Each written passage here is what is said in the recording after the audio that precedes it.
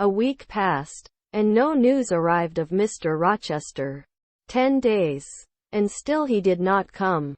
Mrs. Fairfax said she should not be surprised if he were to go straight from the Leas to London, and thence to the Continent, and not show his face again at Thornfield for a year to come.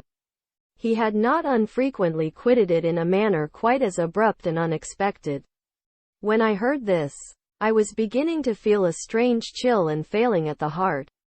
I was actually permitting myself to experience a sickening sense of disappointment. But rallying my wits, and recollecting my principles, I at once called my sensations to order. And it was wonderful how I got over the temporary blunder. How I cleared up the mistake of supposing Mr. Rochester's movements a matter in which I had any cause to take a vital interest. Not that I humbled myself by a slavish notion of inferiority. On the contrary, I just said, "You have nothing to do with the master of Thornfield, further than to receive the salary he gives you for teaching his protégé, and to be grateful for such respectful and kind treatment as, if you do your duty, you have a right to expect at his hands. Be sure that is the only tie he seriously acknowledges between you and him. So don't make him the object of your fine feelings, your raptures, agonies, and so forth. He is not of your order. Keep to your caste, and be too self-respecting to lavish the love of the whole heart, soul, and strength, where such a gift is not wanted and would be despised." I went on with my day's business tranquilly, but ever and anon vague suggestions kept wandering across my brain of reasons why I should quit Thornfield, and I kept involuntarily framing advertisements and pondering conjectures about new situations. These thoughts I did not think to check. They might germinate and bear fruit if they could. Mr. Rochester had been absent upwards of a fortnight, when the post brought Mrs. Fairfax a letter.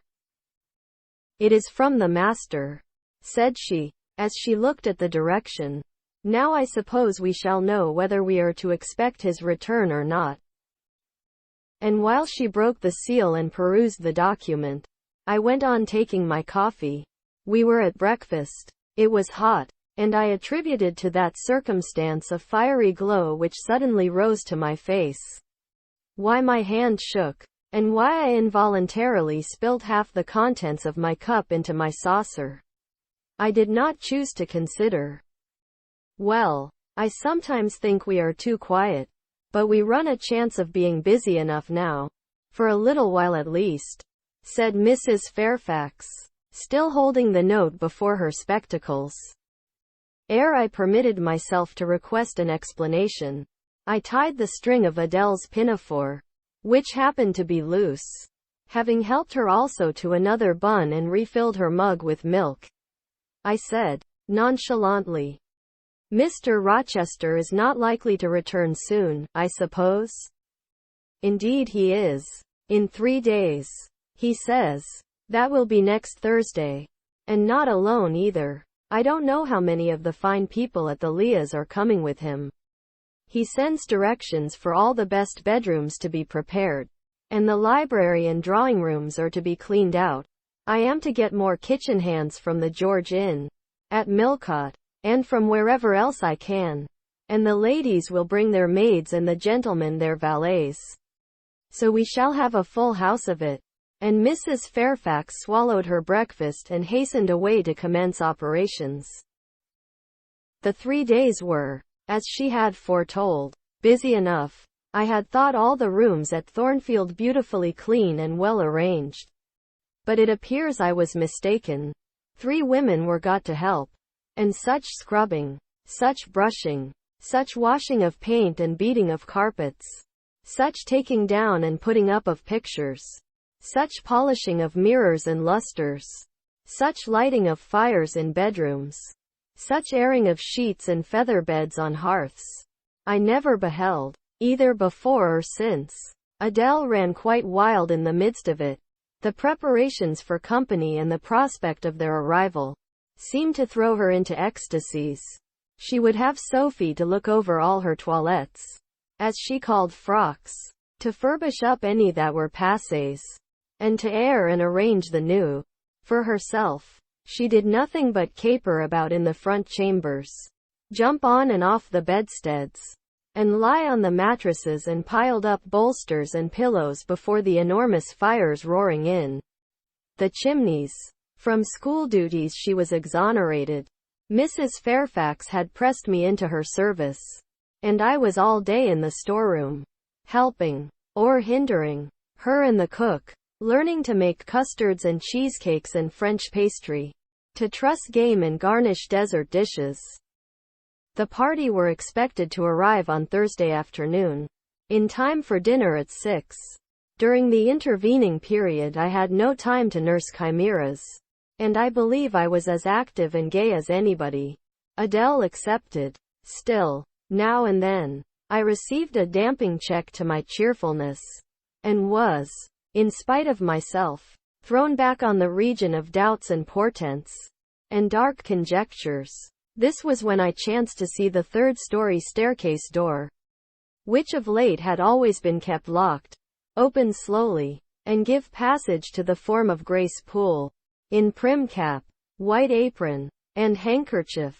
When I watched her glide along the gallery, her quiet tread muffled in a list slipper, when I saw her look into the bustling, topsy-turvy bedrooms, just say a word, perhaps, to the charwoman about the proper way to polish a grate, or clean a marble mantelpiece, or take stains from papered walls, and then pass on. She would thus descend to the kitchen once a day, eat her dinner, smoke a moderate pipe on the hearth, and go back, carrying her pot of porter with her, for her private solace, in her own gloomy, upper haunt. Only 1 hour in the 24 did she pass with her fellow servants below.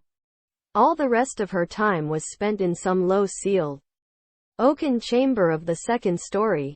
There she sat and sewed, and probably laughed drearily to herself, as companionless as a prisoner in his dungeon. The strangest thing of all was, that not a soul in the house, except me, noticed her habits, or seemed to marvel at them. No one discussed her position or employment. No one pitied her solitude or isolation. I once, indeed, overheard part of a dialogue between Leah and one of the charwomen, of which Grace formed the subject.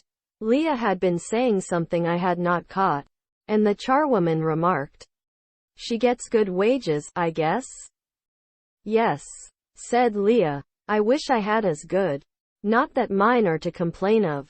There's no stinginess at Thornfield, but they're not 1/5 of the sum Mrs. Poole receives. And she is laying by. She goes every quarter to the bank at Millcote. I should not wonder but she has saved enough to keep her independent if she liked to leave. But I suppose she's got used to the place. And then she's not 40 yet, and strong and able for anything. It is too soon for her to give up business."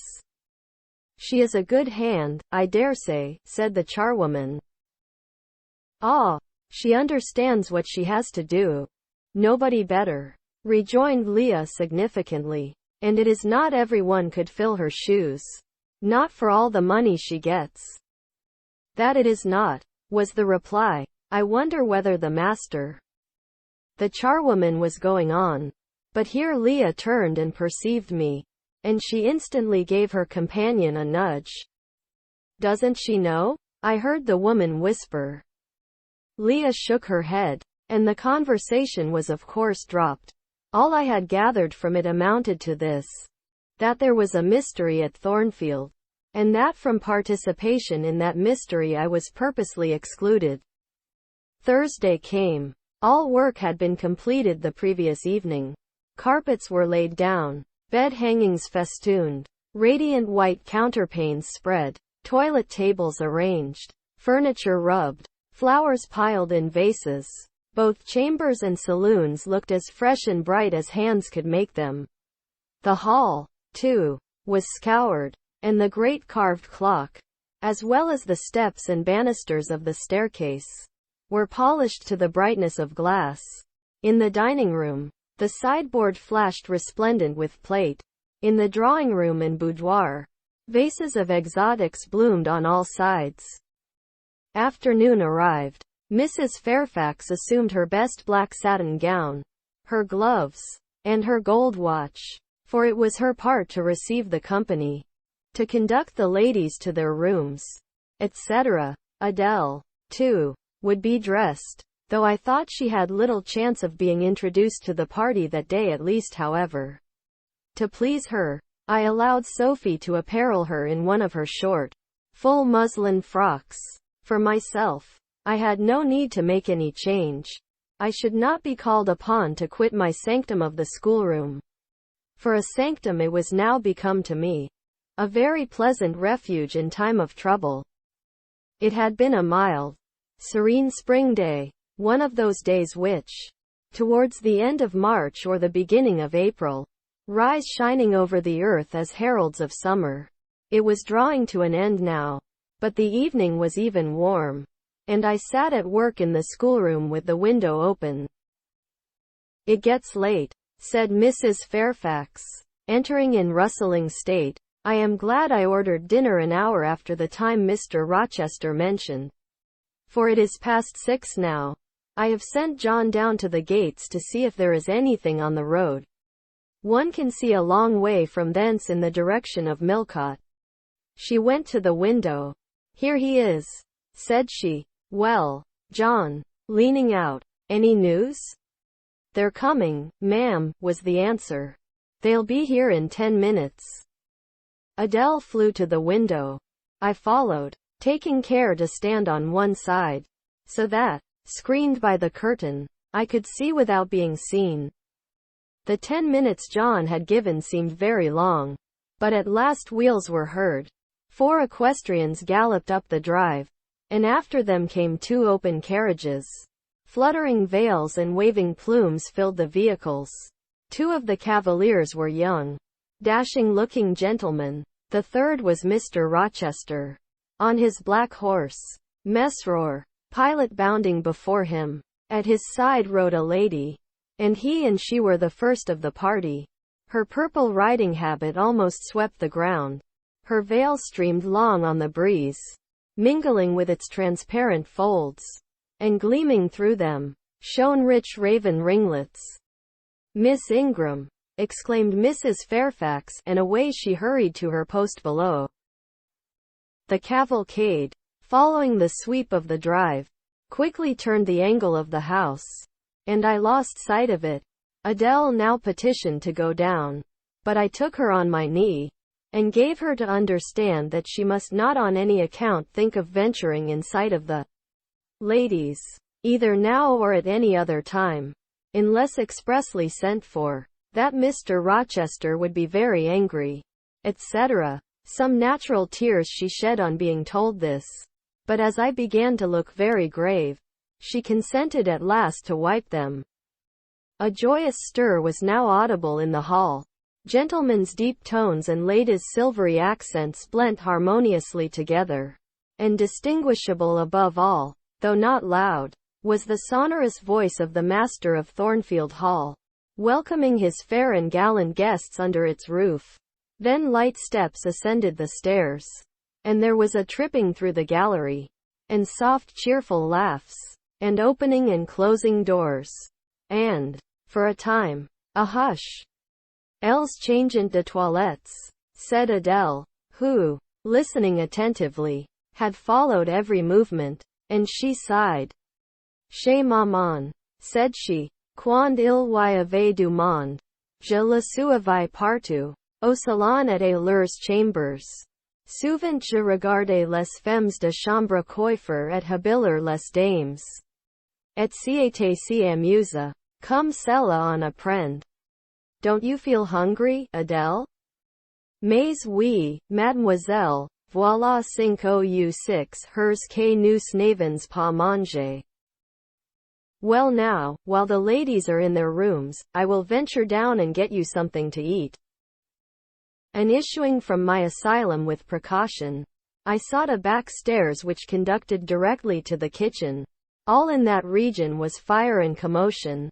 The soup and fish were in the last stage of projection, and the cook hung over her crucibles in a frame of mind and body threatening spontaneous combustion. In the servants' hall 2 coachmen and 3 gentlemen's gentlemen stood or sat round the fire. The Abigails, I suppose, were upstairs with their mistresses.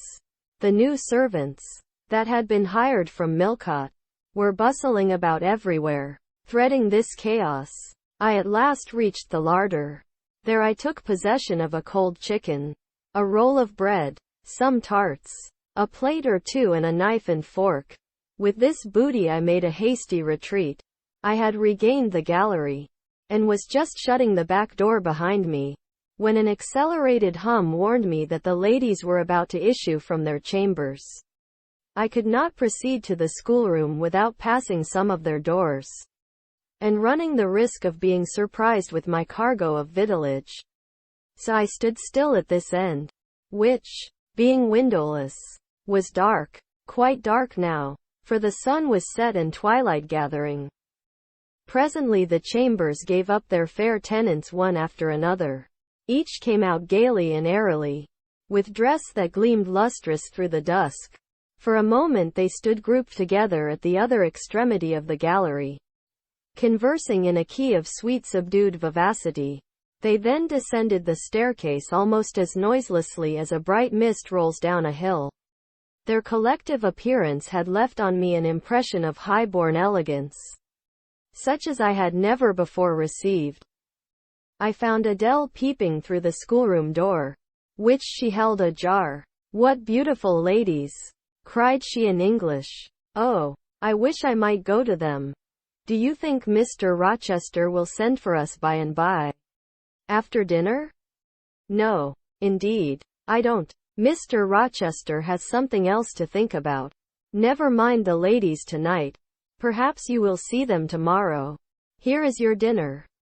She was really hungry, so the chicken and tarts served to divert her attention for a time. It was well I secured this forage, or both she, I, and Sophie, to whom I conveyed a share of our repast, would have run a chance of getting no dinner at all. Everyone downstairs was too much engaged to think of us. The dessert was not carried out till after 9, and at 10 footmen were still running to and fro with trays and coffee cups. I allowed Adele to sit up much later than usual, for she declared she could not possibly go to sleep while the doors kept opening and shutting below, and people bustling about. Besides, she added, a message might possibly come from Mr. Rochester when she was undressed. Et alors quel dommage. I told her stories as long as she would listen to them, and then for a change I took her out into the gallery. The hall lamp was now lit, and it amused her to look over the balustrade and watch the servants passing backwards and forwards. When the evening was far advanced, a sound of music issued from the drawing-room, whither the piano had been removed. Adele and I sat down on the top step of the stairs to listen. Presently a voice blent with the rich tones of the instrument. It was a lady who sang, and very sweet her notes were. The solo over, a duet followed, and then a glee. A joyous conversational murmur filled up the intervals. I listened long. Suddenly I discovered that my ear was wholly intent on analyzing the mingled sounds, and trying to discriminate amidst the confusion of accents those of Mr. Rochester. And when it caught them, which it soon did, it found a further task in framing the tones, rendered by distance inarticulate, into words. The clock struck 11. I looked at Adele, whose head leant against my shoulder. Her eyes were waxing heavy, so I took her up in my arms and carried her off to bed. It was near 1 before the gentlemen and ladies sought their chambers. The next day was as fine as its predecessor. It was devoted by the party to an excursion to some site in the neighborhood. They set out early in the forenoon, some on horseback, the rest in carriages. I witnessed both the departure and the return. Miss Ingram, as before, was the only lady equestrian, and, as before, Mr. Rochester galloped at her side. The two rode a little apart from the rest. I pointed out this circumstance to Mrs. Fairfax, who was standing at the window with me. You said it was not likely they should think of being married, said I. But you see, Mr. Rochester evidently prefers her to any of the other ladies. Yes, I dare say. No doubt he admires her. And she him, I added. Look how she leans her head towards him as if she were conversing confidentially. I wish I could see her face. I have never had a glimpse of it yet. You will see her this evening, answered Mrs. Fairfax. I happened to remark to Mr. Rochester how much Adele wished to be introduced to the ladies, and he said, "Oh, let her come into the drawing-room after dinner, and request Miss Eyre to accompany her." Yes, he said that from mere politeness. I need not go, I am sure, I answered. Well, I observed to him that as you were unused to company, I did not think you would like appearing before so gay a party, all strangers. And he replied, in his quick way, "Nonsense. If she objects, tell her it is my particular wish. And if she resists, say I shall come and fetch her in case of contumacy." I will not give him that trouble, I answered. I will go, if no better may be. But I don't like it. Shall you be there, Mrs. Fairfax? No, I pleaded off, and he admitted my plea. I'll tell you how to manage so as to avoid the embarrassment of making a formal entrance, which is the most disagreeable part of the business. You must go into the drawing-room while it is empty, before the ladies leave the dinner table. Choose your seat in any quiet nook you like. You need not stay long after the gentlemen come in, unless you please. Just let Mr. Rochester see you are there and then slip away. Nobody will notice you. Will these people remain long, do you think? Perhaps 2 or 3 weeks. Certainly not more. After the Easter recess, Sir George Lynn, who was lately elected member for Millcote, will have to go up to town and take his seat. I dare say Mr. Rochester will accompany him. It surprises me that he has already made so protracted a stay at Thornfield. It was with some trepidation that I perceived the hour approach when I was to repair with my charge to the drawing-room. Adele had been in a state of ecstasy all day, after hearing she was to be presented to the ladies in the evening. And it was not till Sophie commenced the operation of dressing her that she sobered down. Then the importance of the process quickly steadied her, and by the time she had her curls arranged in well-smoothed, drooping clusters, her pink satin frock put on, her long sash tied, and her lace mittens adjusted, she looked as grave as any judge. No need to warn her not to disarrange her attire. When she was dressed, she sat demurely down in her little chair, taking care previously to lift up the satin skirt for fear she should crease it, and assured me she would not stir thence till I was ready. This I quickly was. My best dress, the silver grey one, purchased for Miss Temple's wedding, and never worn since, was soon put on. My hair was soon smoothed. My sole ornament, the pearl brooch, soon assumed. We descended. Fortunately there was another entrance to the drawing-room than that through the saloon where they were all seated at dinner. We found the apartment vacant, a large fire burning silently on the marble hearth, and wax candles shining in bright solitude. Amid the exquisite flowers with which the tables were adorned, the crimson curtain hung before the arch.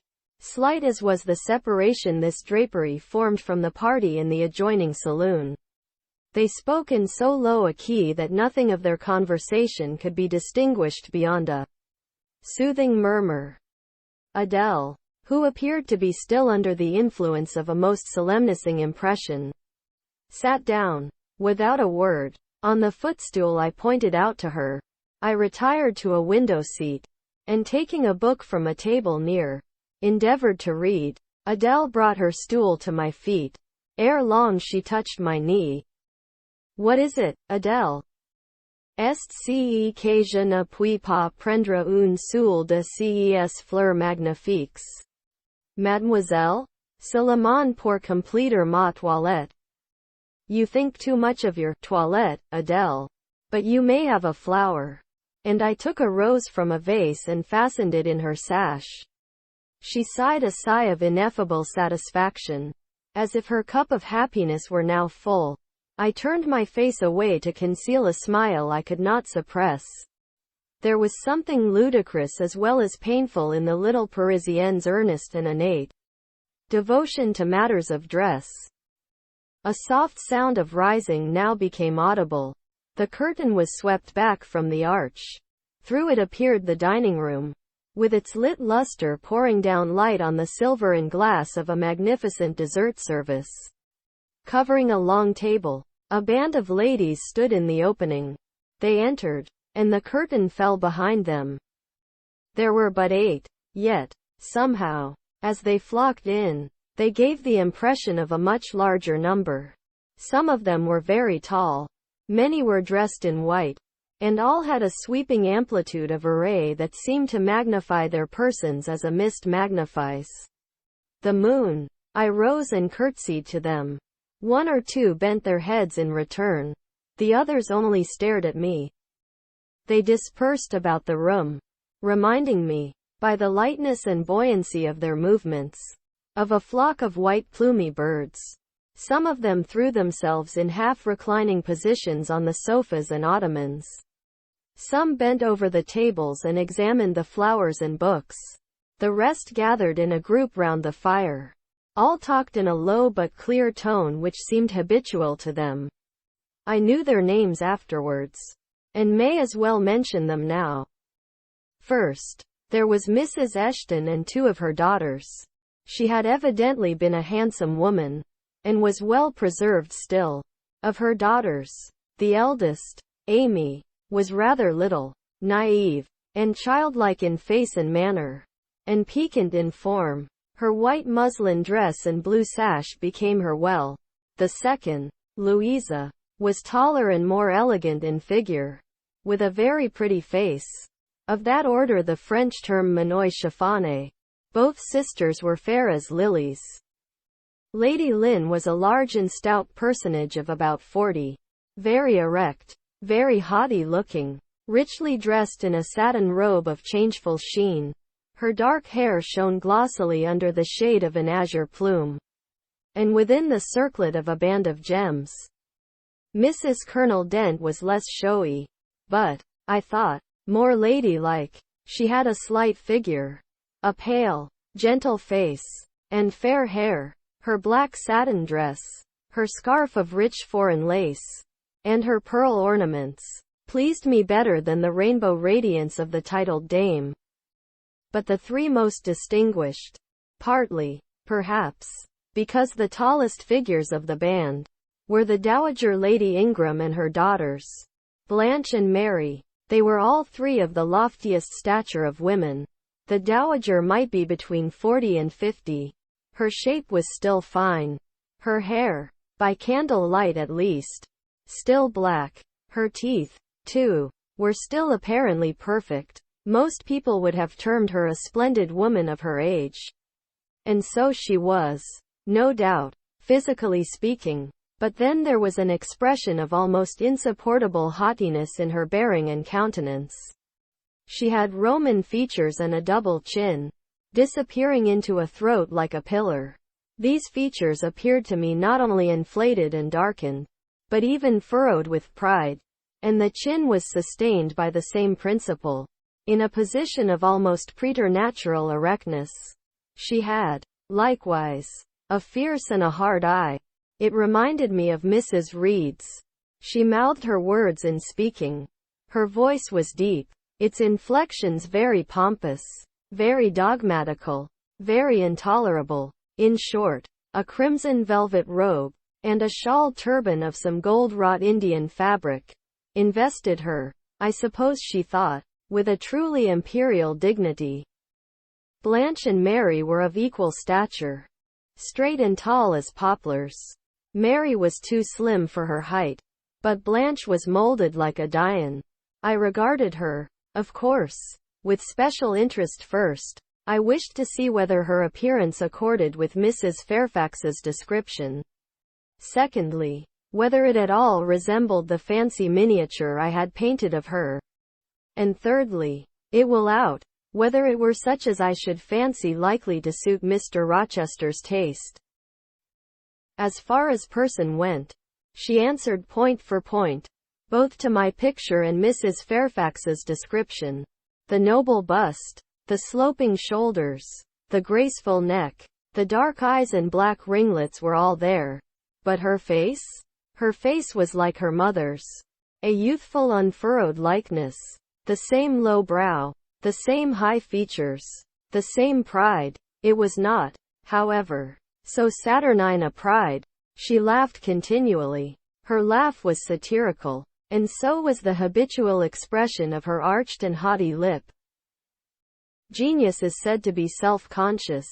I cannot tell whether Miss Ingram was a genius, but she was self-conscious. Remarkably self-conscious indeed. She entered into a discourse on botany with the gentle Mrs. Dent. It seemed Mrs. Dent had not studied that science, though, as she said, she liked flowers, especially wild ones.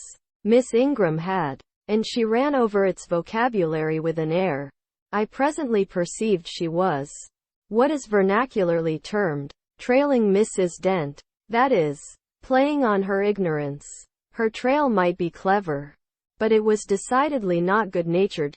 She played. Her execution was brilliant. She sang. Her voice was fine. She talked French apart to her mamma, and she talked it well, with fluency and with a good accent.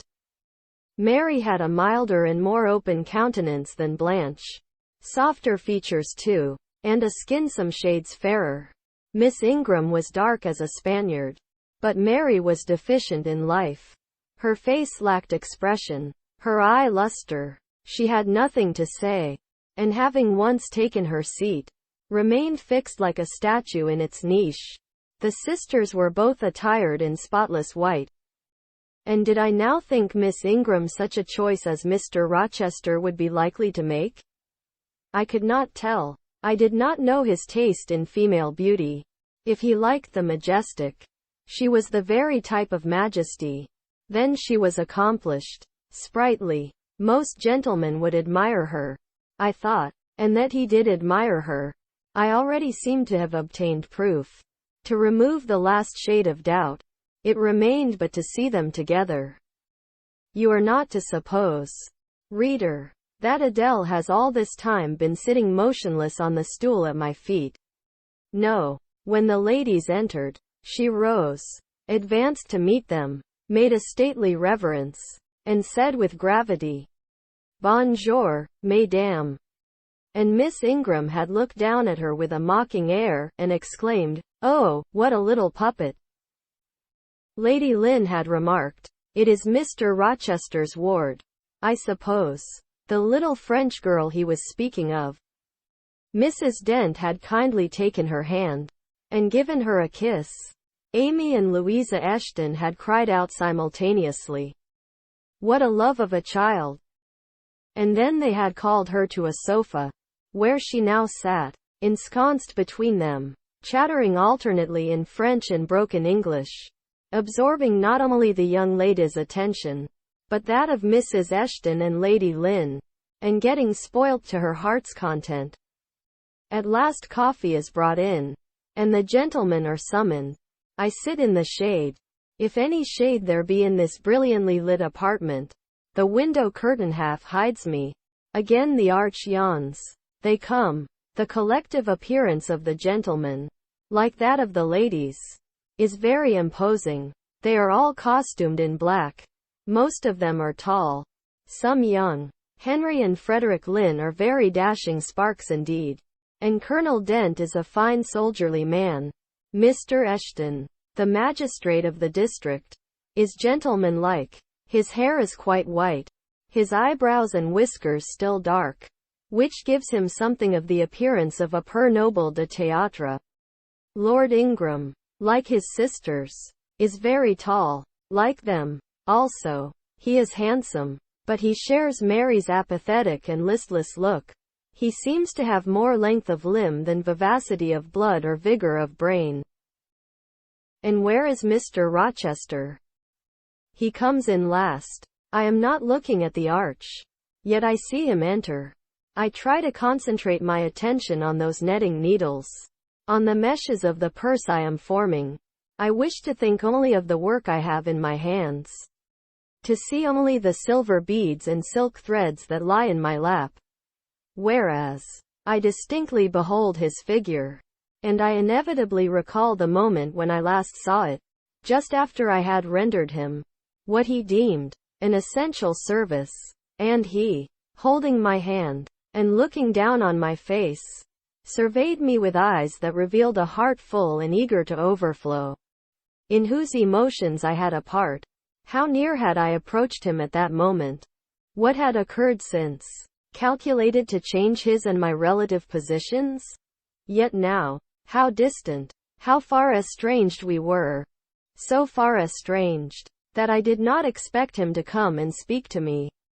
I did not wonder, when, without looking at me, he took a seat at the other side of the room, and began conversing with some of the ladies. No sooner did I see that his attention was riveted on them, and that I might gaze without being observed, than my eyes were drawn involuntarily to his face. I could not keep their lids under control. They would rise, and the irids would fix on him. I looked, and had an acute pleasure in looking. A precious yet poignant pleasure. Pure gold, with a steely point of agony. A pleasure like what the thirst-perishing man might feel who knows the well to which he has crept is poisoned, yet stoops and drinks divine draughts nevertheless. Most true is it that beauty is in the eye of the gazer. My master's colorless, olive face, square, massive brow, broad and jetty eyebrows, deep eyes, strong features, firm, grim mouth, all energy, decision, will, were not beautiful, according to rule, but they were more than beautiful to me. They were full of an interest, an influence that quite mastered me, that took my feelings from my own power and fettered them in his. I had not intended to love him. The reader knows I had wrought hard to extirpate from my soul the germs of love there detected. And now, at the first renewed view of him, they spontaneously arrived. Green and strong, he made me love him without looking at me. I compared him with his guests. What was the gallant grace of the Lynns? The languid elegance of Lord Ingram? Even the military distinction of Colonel Dent, contrasted with his look of native pith and genuine power? I had no sympathy in their appearance, their expression, yet I could imagine that most observers would call them attractive, handsome, imposing, while they would pronounce Mr. Rochester at once harsh-featured and melancholy-looking. I saw them smile, laugh. It was nothing. The light of the candles had as much soul in it as their smile. The tinkle of the bell as much significance as their laugh. I saw Mr. Rochester smile. His stern features softened. His eye grew both brilliant and gentle, its ray both searching and sweet. He was talking, at the moment, to Louisa and Amy Eshton. I wondered to see them receive with calm that look which seemed to me so penetrating. I expected their eyes to fall, their color to rise under it. Yet I was glad when I found they were in no sense moved. He is not to them what he is to me, I thought. He is not of their kind. I believe he is of mine. I am sure he is. I feel akin to him. I understand the language of his countenance and movements.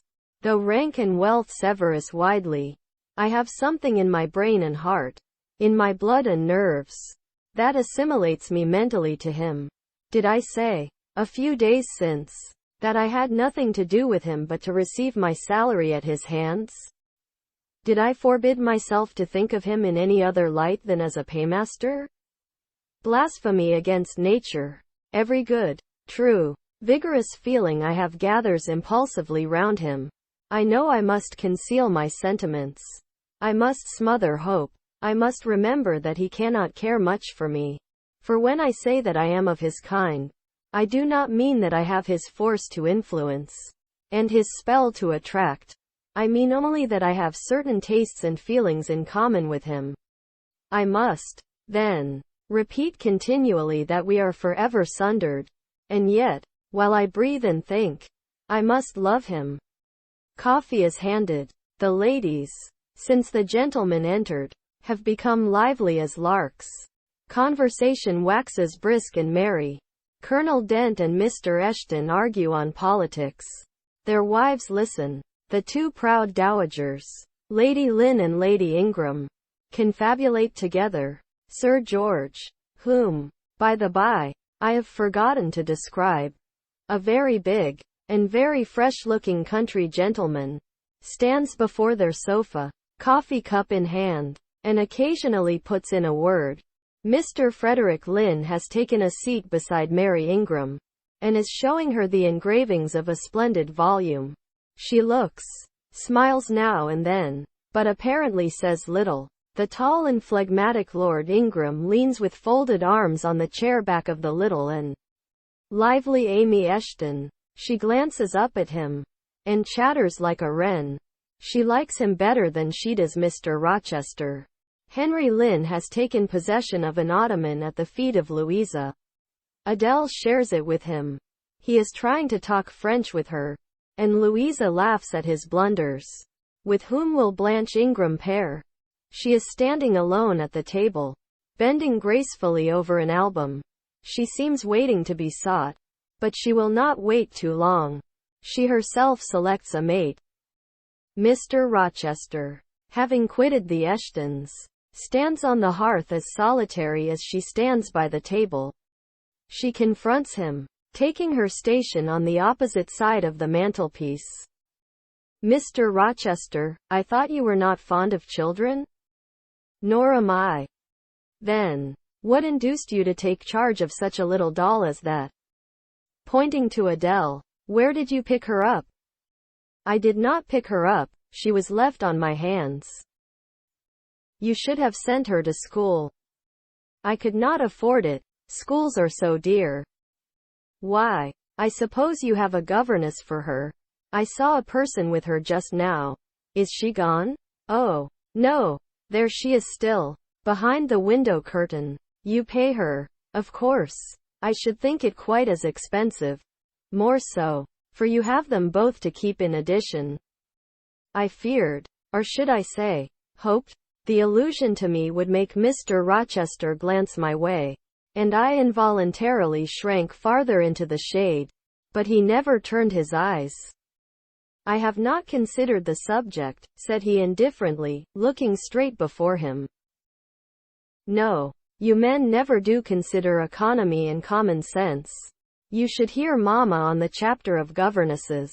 Mary and I have had, I should think, a dozen at least in our day. Half of them detestable and the rest ridiculous. And all incubi, were they not, Mama? Did you speak, my own? The young lady thus claimed as the dowager's special property, reiterated her question with an explanation. My dearest, don't mention governesses. The word makes me nervous. I have suffered a martyrdom from their incompetency and caprice. I thank heaven I have now done with them. Mrs. Dent here bent over to the pious lady and whispered something in her ear. I suppose, from the answer elicited, it was a reminder that one of the anathematized race was present. Tant pies, said her ladyship. I hope it may do her good. Then, in a lower tone, but still loud enough for me to hear, I noticed her. I am a judge of physiognomy, and in hers I see all the faults of her class. What are they, madam? Inquired Mr. Rochester aloud. I will tell you in your private ear, replied she, wagging her turban 3 times with portentous significancy. But my curiosity will be past its appetite, it craves food now. Ask Blanche, she is nearer you than I. Oh, don't refer him to me. Mama, I have just one word to say of the whole tribe. They are a nuisance. Not that I ever suffered much from them. I took care to turn the tables. What tricks Theodore and I used to play on our Miss Wilsons, and Mrs. Greys, and Madame Joubert's. Mary was always too sleepy to join in a plot with spirit. The best fun was with Madame Joubert. Miss Wilson was a poor sickly thing, lachrymose and low-spirited, not worth the trouble of vanquishing, in short. And Mrs. Grey was coarse and insensible. No blow took effect on her. But poor Madame Joubert, I see her yet in her raging passions. When we had driven her to extremities, spilt our tea, crumbled our bread and butter, tossed our books up to the ceiling, and played a charivari with the ruler and desk, the fender and fire irons. Theodore, do you remember those merry days? Yas. To be sure I do, drawled Lord Ingram, and the poor old stick used to cry out, "Oh, you villain's childs." Single quote. And then we sermonized her on the presumption of attempting to teach such clever blades as we were, when she was herself so ignorant. We did. And, Teddo, you know, I helped you in prosecuting, or persecuting, your tutor, whey-faced Mr. Vining, the parson in the pip, as we used to call him. He and Miss Wilson took the liberty of falling in love with each other. At least Teddo and I thought so. We surprised sundry tender glances and sighs which we interpreted as tokens of la belle passion. And I promise you the public soon had the benefit of our discovery. We employed it as a sort of lever to hoist our dead weights from the house. Dear mamma, there, as soon as she got an inkling of the business, found out that it was of an immoral tendency. Did you not, my lady mother? Certainly. My best, and I was quite right. Depend on that. There are 1,000 reasons why liaisons between governesses and tutors should never be tolerated. A moment in any well-regulated house. Firstly. Oh, gracious. Mamma, spare us the enumeration. Arrest. We all know them. Danger of bad example to innocence of childhood. Distractions and consequent neglect of duty on the part of the attached. Mutual alliance and reliance. Confidence thence resulting. Insolence accompanying. Mutiny and general blow-up. Am I right, Baroness Ingram? Of Ingram Park? My lily flower, you are right now, as always. Then no more need be said. Change the subject. Amy Eshton, not hearing or not heeding this dictum, joined in with her soft, infantine tone. Louisa and I used to quiz our governess too. But she was such a good creature. She would bear anything. Nothing put her out. She was never cross with us. Was she, Louisa? No, never. We might do what we pleased. Ransack her desk and her workbox. And turn her drawers inside out. And she was so good-natured. She would give us anything we asked for. I suppose. Now, said Miss Ingram, curling her lip sarcastically, we shall have an abstract of the memoirs of all the governesses extant. In order to avert such a visitation, I again move the introduction of a new topic. Mr. Rochester, do you second my motion? Madam, I support you on this point, as on every other. Then on me be the onus of bringing it forward. Signor Eduardo, are you in voice tonight? Donna Bianca, if you command it, I will be. Then, Signor, I lay on you my sovereign behest to furbish up your lungs and other vocal organs, as they will be wanted on my royal service. Who would not be the Rizzio of so divine a Mary? A fig for Rizzio, cried she, tossing her head with all its curls, as she moved to the piano. It is my opinion the fiddler David must have been an insipid sort of fellow. I like Black Bothwell better. To my mind a man is nothing without a spice of the devil in him. And history may say what it will of James Hepburn, but I have a notion. He was just the sort of wild, fierce, bandit hero whom I could have consented to gift with my hand.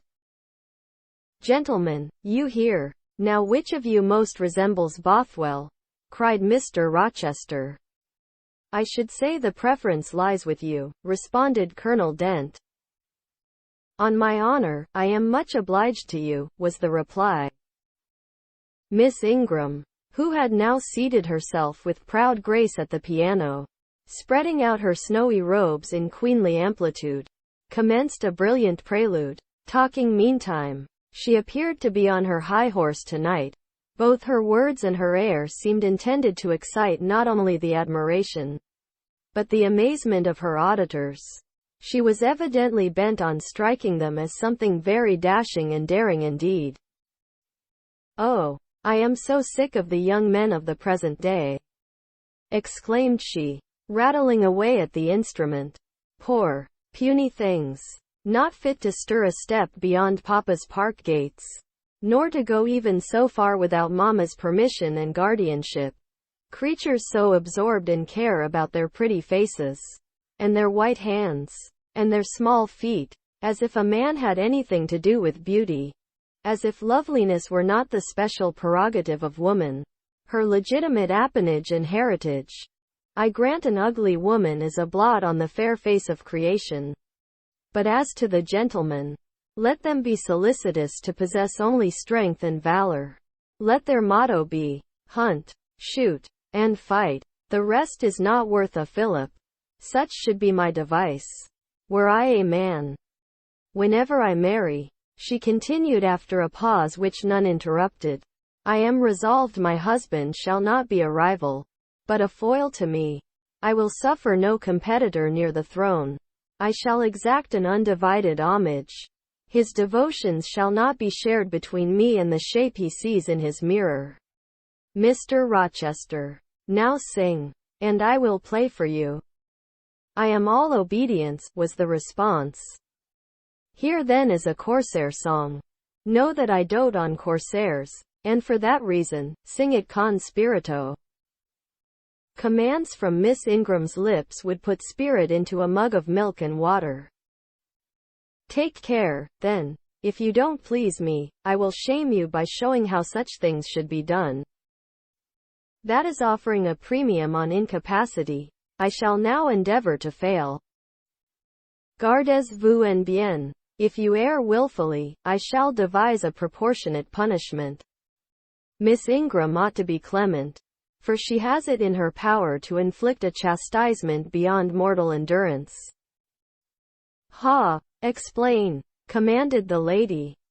Pardon me, madam. No need of explanation. Your own fine sense must inform you that one of your frowns would be a sufficient substitute for capital punishment. Sing, said she, and again touching the piano, she commenced an accompaniment in spirited style. Now is my time to slip away, thought I, but the tones that then severed the air arrested me. Mrs. Fairfax had said Mr. Rochester possessed a fine voice.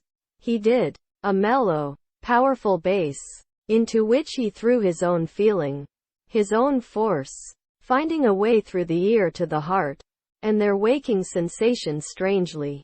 I waited till the last deep and full vibration had expired, till the tide of talk, checked an instant, had resumed its flow. I then quitted my sheltered corner and made my exit by the side door, which was fortunately near. Thence a narrow passage led into the hall. In crossing it, I perceived my sandal was loose. I stopped to tie it, kneeling down for that purpose on the mat at the foot of the staircase. I heard the dining-room door unclose. A gentleman came out. Rising hastily, I stood face to face with him. It was Mr. Rochester. How do you do? He asked. I am very well, sir. Why did you not come and speak to me in the room? I thought I might have retorted the question on him who put it, but I would not take that freedom. I answered. I did not wish to disturb you, as you seemed engaged, sir. What have you been doing during my absence? Nothing particular. Teaching Adele as usual. And getting a good deal paler than you were, as I saw at first sight. What is the matter? Nothing at all, sir. Did you take any cold that night you half drowned me? Not the least. Return to the drawing room. You are deserting too early. I am tired, sir. He looked at me for a minute. And a little depressed, he said. What about? Tell me. Nothing, sir. I am not depressed. But I affirm that you are. So much depressed that a few more words would bring tears to your eyes. Indeed, they are there now, shining and swimming, and a bead has slipped from the lash and fallen onto the flag. If I had time, and was not in mortal dread of some prating prig of a servant passing, I would know what all this means. Well, tonight I excuse you. But understand that so long as my visitors stay, I expect you to appear in the drawing room every evening. It is my wish. Don't neglect it. Now go, and send Sophie for Adele. Good night, my. He stopped, bit his lip, and abruptly left me.